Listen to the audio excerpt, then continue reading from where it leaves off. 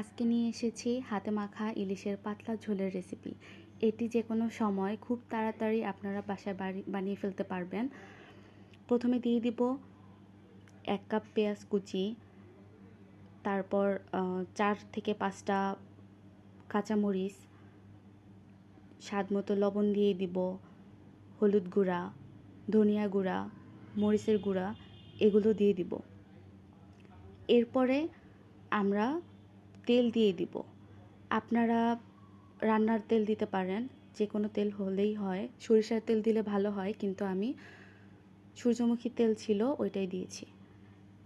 তারপরে ভালো করে চটকে মেখে নিব, যেন প্রত্যেকটা মশলা পেঁয়াজের গায়ের সাথে লেগে যায়।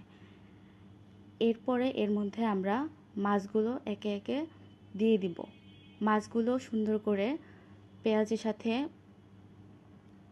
মাখিয়ে নিব, যেন সবগুলো মাছ মশলার সাথে মিশে যায়। এরপর আমরা পানি দিয়ে দিব, তারপর ঢাকনা দিয়ে ঢেকে চুলা জ্বালিয়ে কিছুক্ষণ রেখে দিব, 10 থেকে 15 মিনিটের মতো। এরপর আমরা একটু নেড়ে দিব। এরপর ঝোলটা শুকিয়ে এলেই হয়ে গেল আমাদের হাতে মাখা ইলিশের পাতলা ঝোলের রেসিপি। আল্লাহ হাফেজ।